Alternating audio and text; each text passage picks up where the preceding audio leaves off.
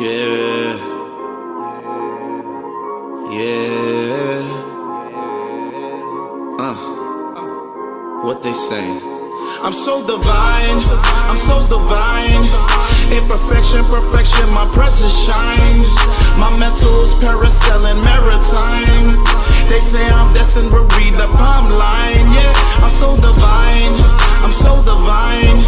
Imperfection, perfection, my presence shines. My mental is parasailing maritime. They say I'm destined to read the palm line. Yeah, I'm so divine.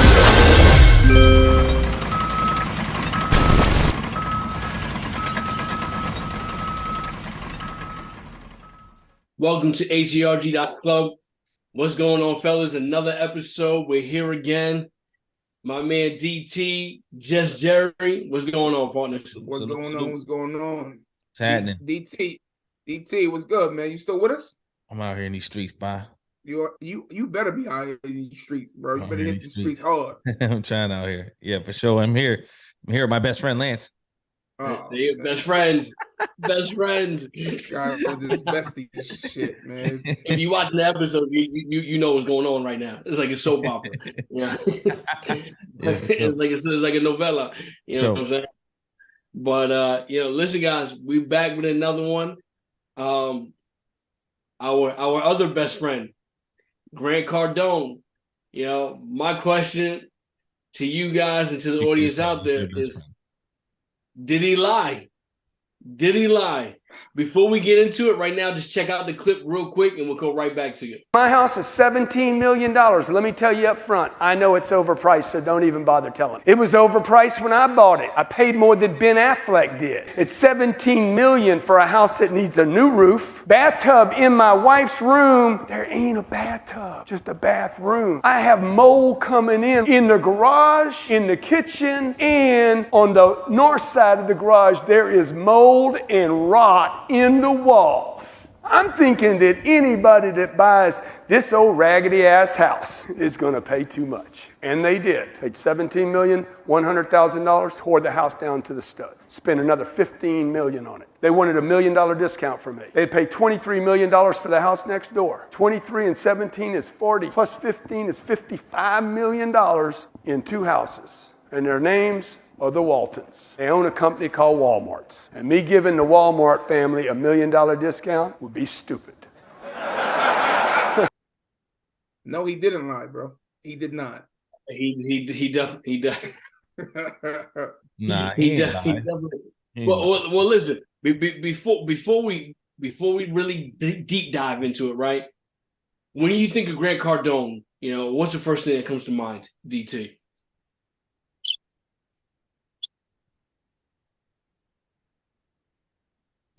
That's what comes to mind.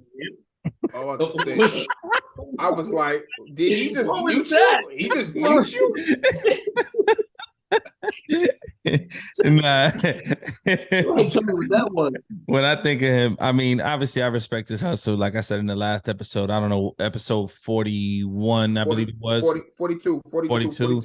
Where we referenced something with this gentleman before. Like I said, I respect his hustle. You know, I can't speak for him as a person. Obviously, I don't know him. I never, paid attention to his teachings, if you will, but I do see his presence on social media. I admire that tremendously. I admire his social media presence. And he looks to be successful. So that's really all I think about when I see him. And I also think about the stories that I've heard from, some of our students, and then also other people that I'm not really familiar with, but I've heard conversations about them investing in their program and, their thoughts and their feelings on what they got out of it. And, just kind of on both sides of the fence. I don't see everything to be all glitz and glamour and beautiful like his social media pages, but, I guess to each his own, right? So that's what comes to mind when I hear his name.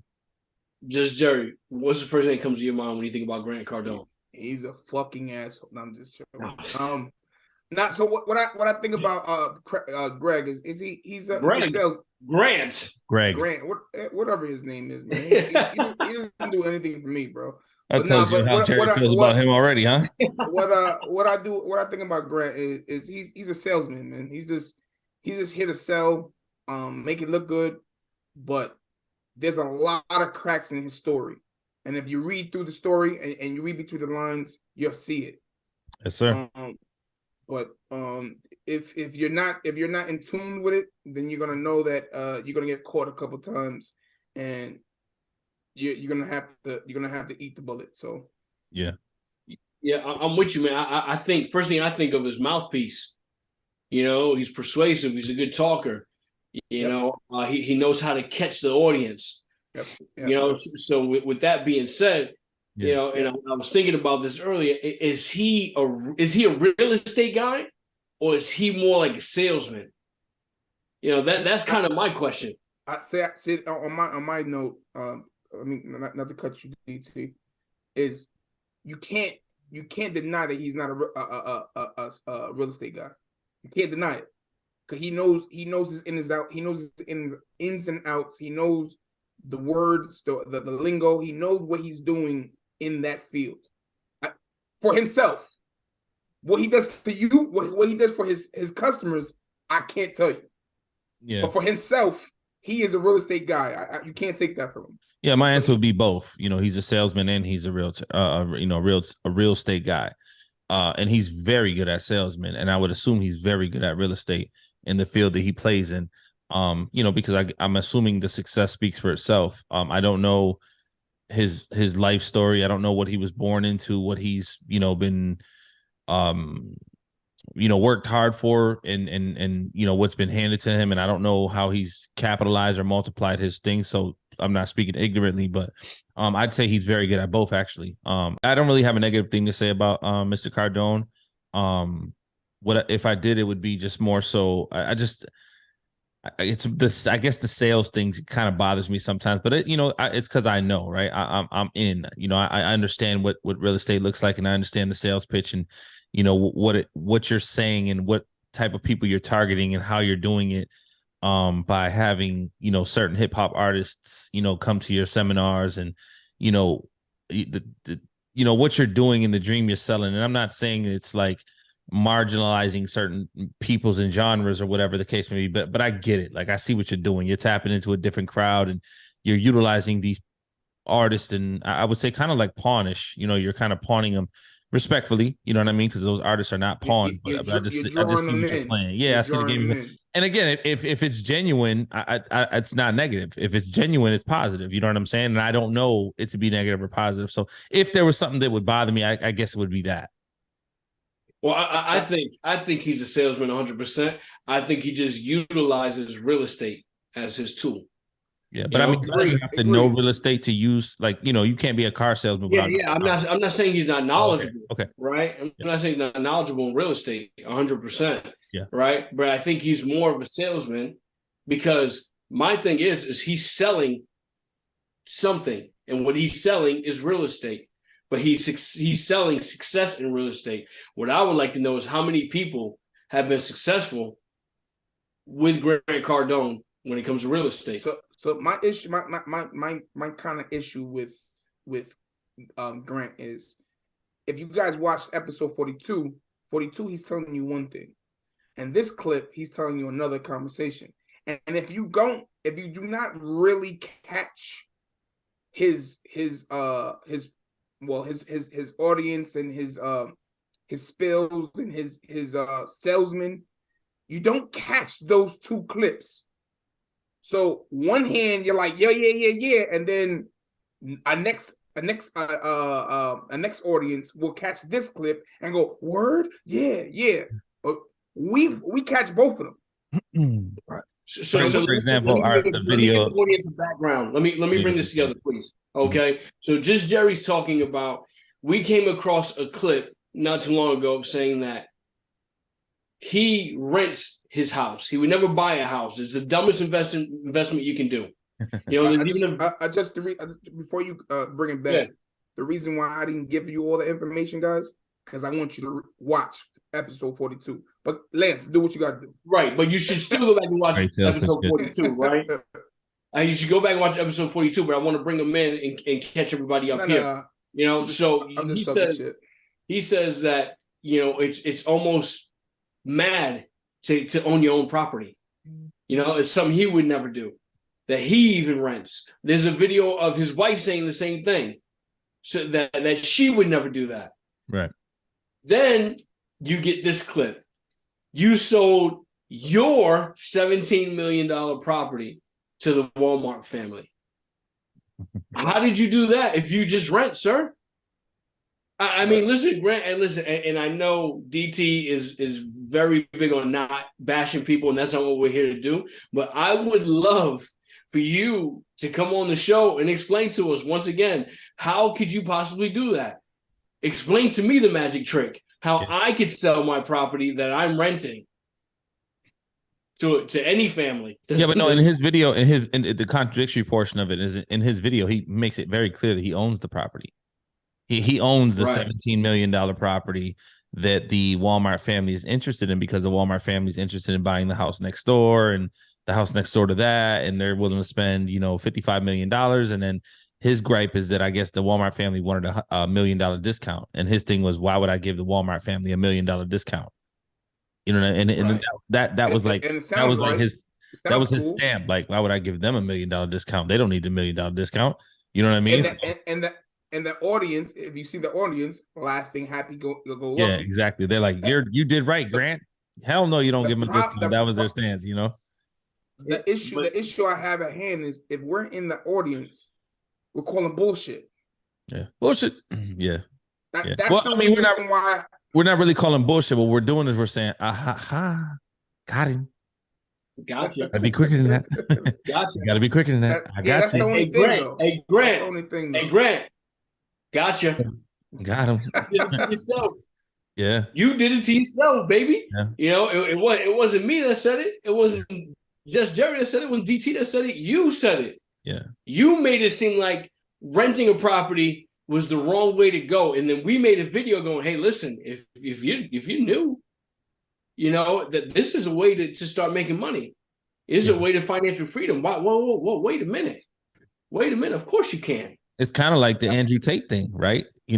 I live where I want to live. I do what I want to do. I'm this, I'm that. And now look at where he's at. This guy, he's got some. Andrew Tate has nothing to do with real estate. He ain't got nothing to do with real estate, but the conversation's the same. You sell yourself to be this thing, and everything that you said. Now, right now, you're not what you said you were, guy. You didn't have $5 million here, $5 million there, because no government can do anything they wanted to do to you. Because right now you're in the government's mercy. Right. So you might have thought you were. This is the thing with saying stuff. I mean, listen, the internet is undefeated, man. Yes, you can't say things. And I'm sure. Listen, I'm sure we've done it. I mean, we're not perfect. I'm sure we said one thing, and maybe another episode you said this is what happened when you talk a lot. You've been always saying that we're going to get rid of you, and you're still here. So right, and I'm still here, baby. but H.G.R.G, we got you. You're right. Check out episode number 1. We were going to fire him. But let me ask this, fellas. Let me ask this. Do you think he made that video of him saying that he only rents, he would never rent? Because if you go in and you start buying your own properties and you start doing it that way, it's counterproductive to his business and the way he works. Yes. He needs you to believe in him to invest. I don't know necessarily if it's him. I think it's just to set his sales pitch for. I would even go far enough to say that portion of maybe his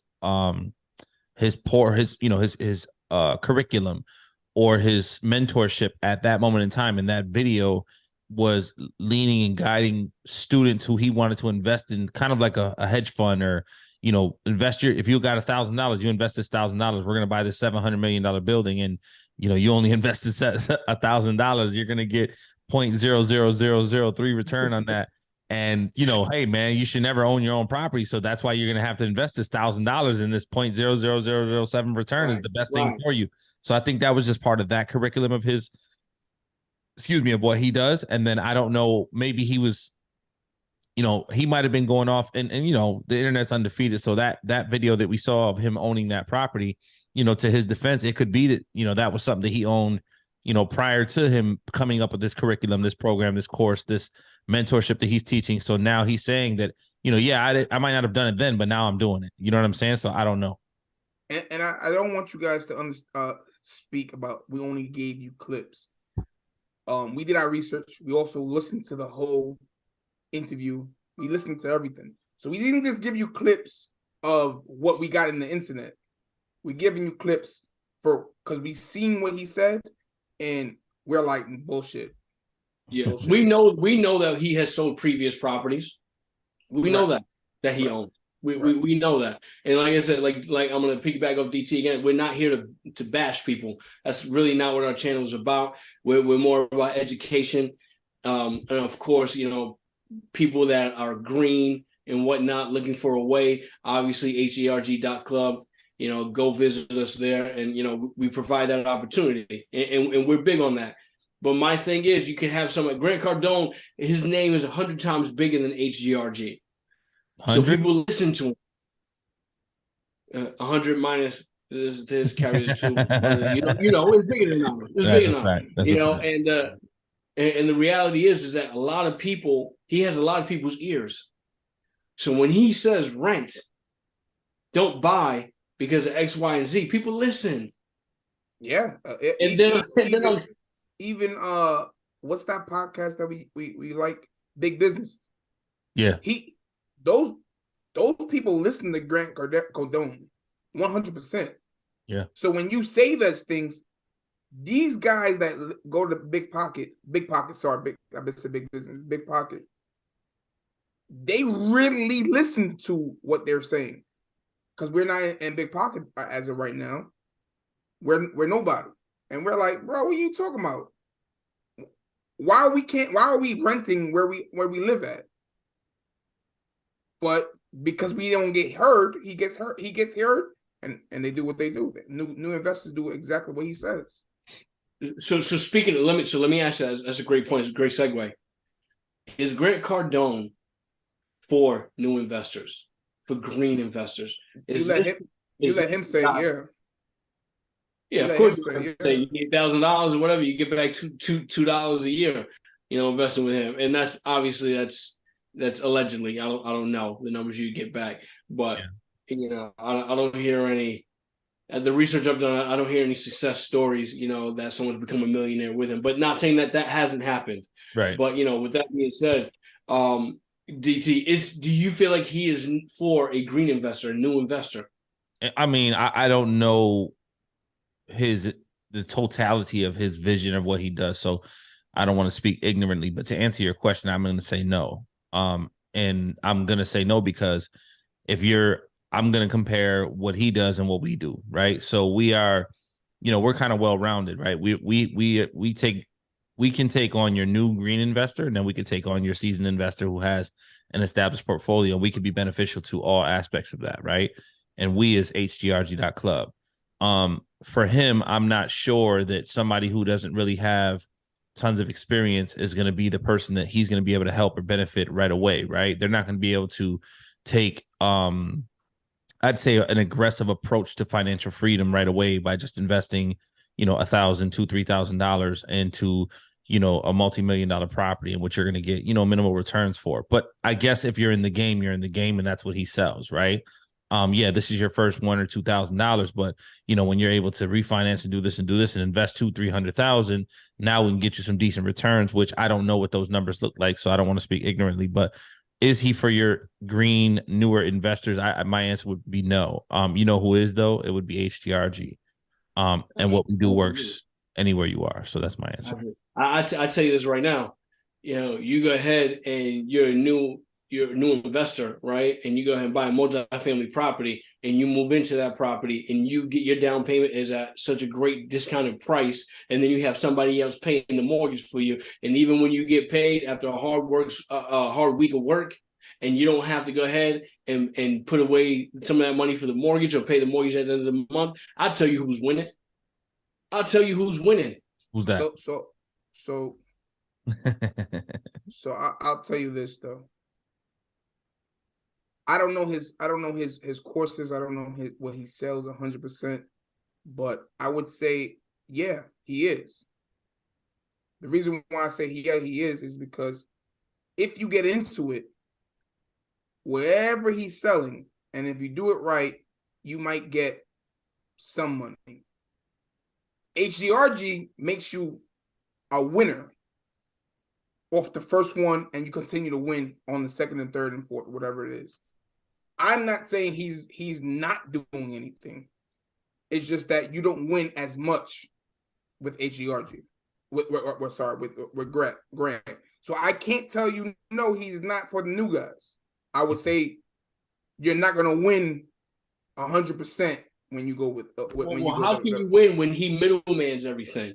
You don't own the property. That's You're actually the reason why is if you make $100, which you was not making $100 on, you're winning. Yeah. Technically you're winning. But now with H.G.R.G, you're making $900 a month. You're 100% winning, or you're winning very good in a good position to get to the next one. In Grant's conversation, if you're winning $100 a month, you weren't making $100 before. Mm-hmm. If you get what I'm saying. Mm-hmm. And another perspective to kind of see another lens to look through is, the networking that you get by jumping onto a team, to the magnitude of what he has, right? So let's say you're a green investor. Green investors don't mean that you come to the game with nothing. Green can come in with multi-million dollars, right? So if you jump in green, you just haven't been there before. Right, exactly. And you have a respectable funding amount.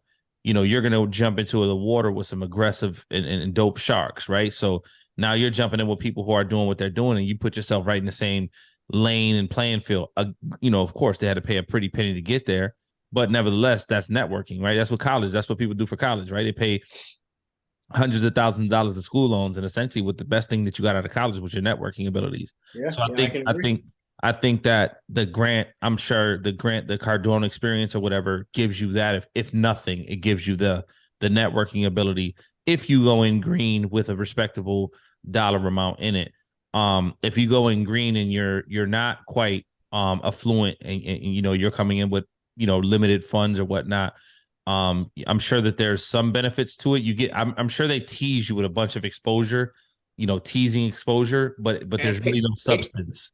Pay for this. Keep paying. Pay $600 for the rest of your life, and we're going to be a Grant Cardone member forever. You know what I'm saying? Yep. They do, but because I remember one of our students paid, I want to say it was like $3,500, and they took the course, and absolutely not. Oh no! I lie. It was like 11,000. Okay. Yep. It was like 11,000, but the student paid payments. It was like a year payment plan. It was like $1,000 a month or something like that, right? It was $8,000 if you upfront. If you want to do a payment plan, 11,000. Right. So she the person joined the program or whatever, and then part of when we began to talk to the person, it was like so what did you learn from that? What did you get out of that? You obviously you spent the bag on it. What did you take out of it? And it was like nothing. I got a lot of conversation. I got a lot of beautiful text messages and Instagram posts and stuff like that, but there was really no substance. Because I asked him, I was like, can you go right now and then buy anything? Can you invest in anything? Do you know how to do anything right now? Are you that was the issue. No. That was the issue in hand. It was you have all the information, but you just don't know how to use it. Right. They just give you information, but just like I could give you a book, but if you know how to read it, you can't do nothing with it. So DT, give me the what's the saying? You could teach someone how to fish. You can give them a fish. Say that for me, please. If you teach a man how to fish, he'll never go hungry.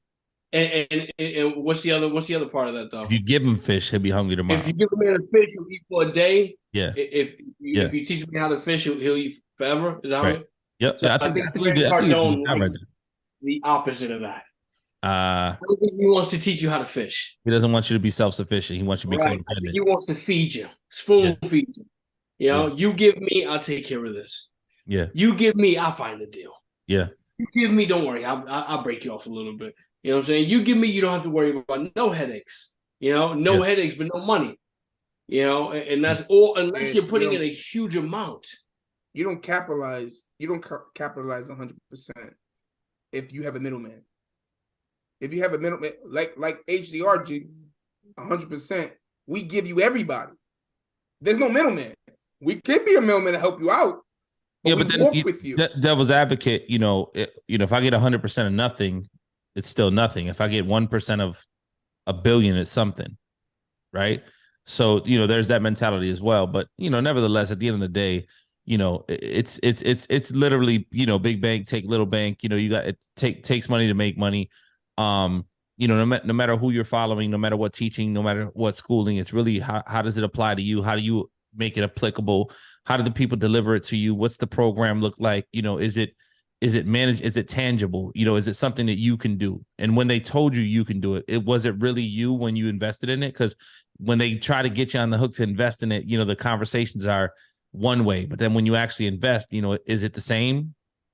Do you feel like you got, the bang for your buck, if you will?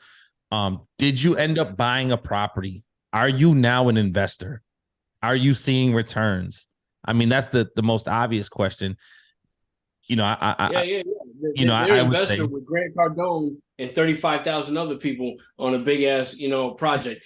So, I mean, I wonder how many of them ride in a jet, though. I mean, I want to ride in a jet. I don't hate the guy. I don't hate the guy. I have no hate towards him. There's no malice towards him. But the reality is the reality. You know what I'm saying? I'm not going to sugarcoat. He doesn't have to respond. He doesn't have to know us and whatnot. But we tell who views us, our audience. We'll always keep it real with you. Yeah. And my thing is this: is that Grant, do you rent or do you own, baby? Just let them know. Let them know you made $17 million off a place you rented, or you made $17 million off a place you own. I'm confused because you just told us not too long ago that you would never own. You'd only rent. Sound a little shaky, baby.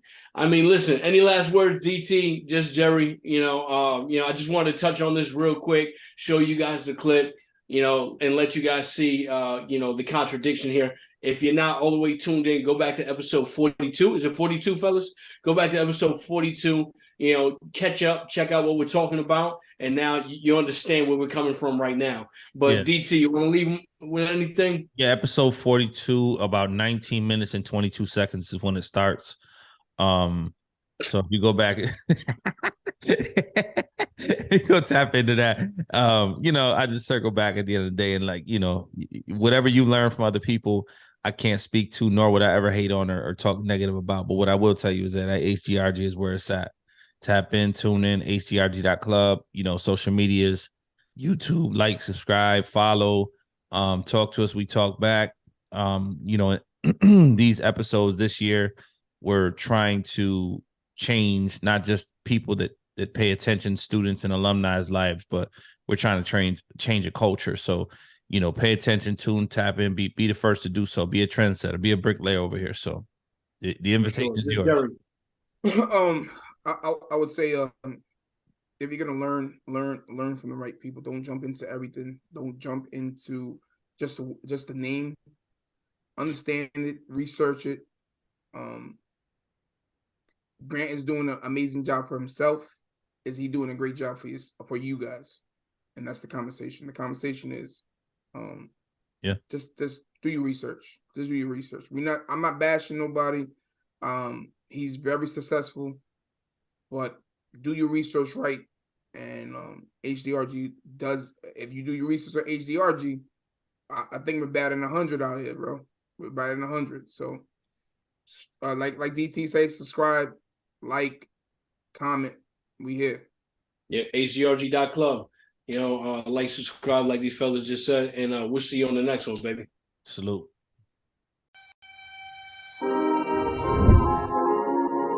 Yeah.